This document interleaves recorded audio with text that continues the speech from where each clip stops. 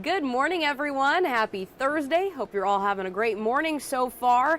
Another wonderful day ahead of us. Cooler than yesterday, but still wonderful. Yeah, good morning out there. We're glad you're joining us on this Thursday morning. And indeed, a little bit of a dip in the numbers today, but when you look at yesterday's 74, you would expect it to come down in early January. Right. Boy, yesterday was a treat. We've got more of those coming tomorrow. Friday, mid-70s. If you're thinking, are we talking record warmth? We're awfully close. Record highs inland, around 78, give or take. We'll certainly be back in that ballpark, I think, tomorrow and Saturday. And then things change Saturday night, Sunday. So I'm going to talk about that. Okay. A rain chance comes in. We're going to get much colder behind that late Sunday into Monday. We'll dig into all those details. In the shorter term, it's all about the warm air over the coming days. All right, sounds good. Well, before we dive into the rest of your forecast here, we do have a story out of Kenansville down in Duplin County. Last week, a nonprofit organization, their building caught fire, and they lost a lot of their stuff there in their building, and they've had to relocate as a result of this fire. But it's really amazing that they're able to continue their service, and they're really determined to do so. So they've relocated to the Department of Social Services down in Duplin County, and they're also requesting some help from the community just to help them build the organization back up after loss. So let's take a look. Duplin County Partnership for Children lost everything in that fire last week, and the impact on the local community has been felt because of what they did for the community. We live in a rural community. Partnership for Children is a major resource for our families. We are able to link them to that resource for basic needs such as diapers, car seats, as well as holiday meals. The morning after the fire, the nonprofit that employs 7 people started the search for new options so they could continue to serve the community.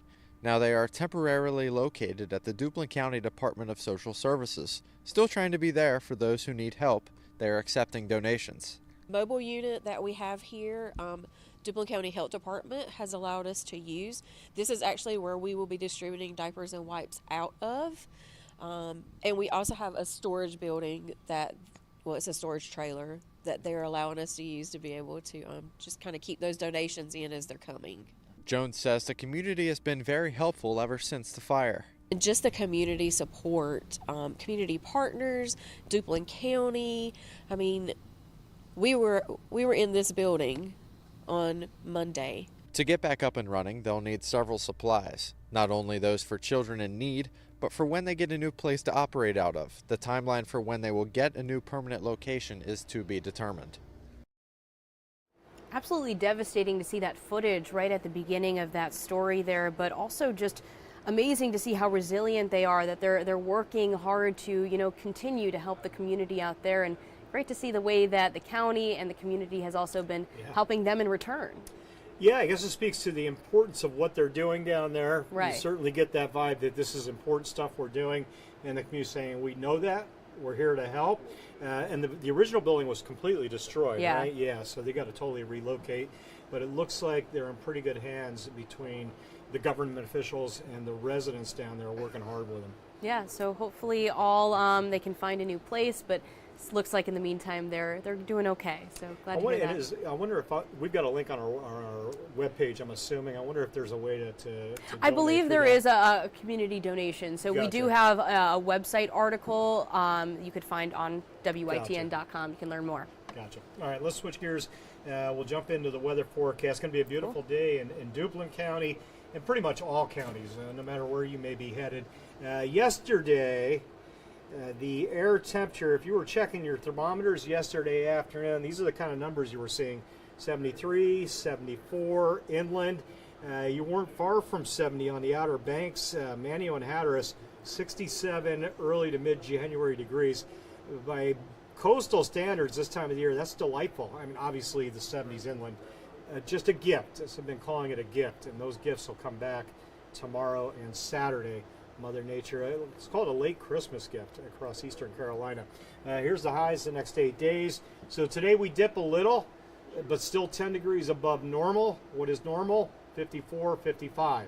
That's what we would expect for a high this time of the year typically. 10 degrees above that with mid-60s this afternoon.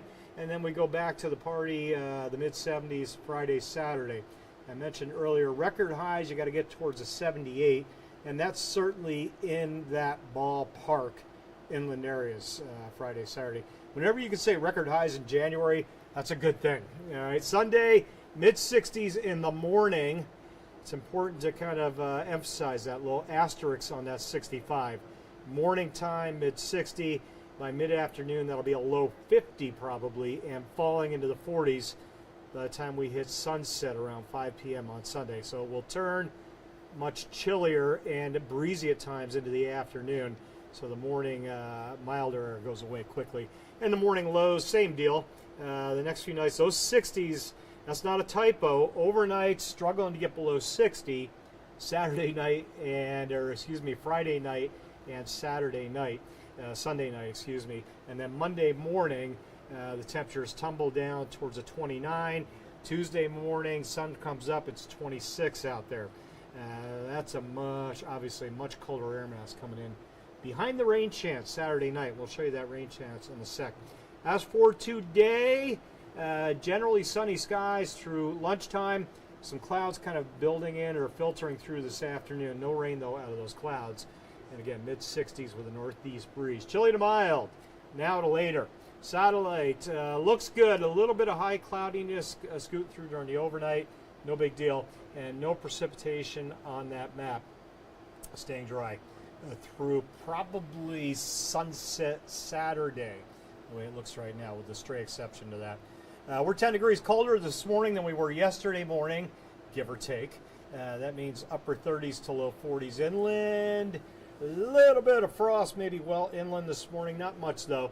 If you're out on the waterfront, whether it be the Sounds or the ocean, mid to upper 40s for you guys along the coast. And the winds, these are starting to come up a little bit. Northeast 5 to 10, maybe a little above 10 on the coast this afternoon. Winds have been calm enough for a little bit of fog to hang on down over portions of Craven County towards New Bern, and then down to Havelock as well. That quarter of a mile will come up quickly, I think, in the next hour as the sun lifts up. Starts warming the atmosphere. Take those low 40s, lift them 20 plus degrees. Nice, comfortable mid-60s later. Maybe not fully jacket for at least long sleeves later, but you'll lose those morning jackets for something lighter later today. All right, now let's get into the details. The big map, stretch it out. Rain back over, let's say, Nebraska, Kansas, Oklahoma, into Texas. Some rumbles of thunder back there, moving into Kansas City, St. Louis. Headed eastbound, a little snow behind that, a lot of snow in the mountains out west. Tomorrow, here's later today, a stray thunderstorm over near Little Rock. That chance for thunderstorms will jump up tomorrow from Alabama all the way to the Gulf Coast. They could see some big rumblers down there. That's tomorrow morning. You can see over us, all quiet, cool start. Watch that warm air come back. Today's northeast wind is gone. Winds come back to the south, and thus the mid-70s coming back in tomorrow afternoon into the evening. And we'll do that again Saturday. The cold front to the west, typically, I would expect that thing to be moving over us 12 to 24 hours later. It's going to get stuck back there. It's going to be a slow mover. Severe storm risk tomorrow, level 2. This is like a springtime severe map. That slight risk from Birmingham all the way back to New Orleans, back towards Lake Charles, much of Louisiana, Mississippi in that risk, portions of Alabama and Arkansas as well. As the storms head eastbound, they get weaker. We're down to a level 1 risk west of I-95 on Saturday. I think we'll be dry here in eastern North Carolina Saturday for the most part, but if you're headed from Raleigh westward, if you're headed to Charlotte Saturday for the big football game, as the Panthers take on the Rams at 4:30, it looks like that game could very well be wet. Could there be a thunderstorm? Could be a stray rumble of thunder back there. So keep that in mind, all you Panther fans lucky enough to have tickets for the game. Some rain for that game.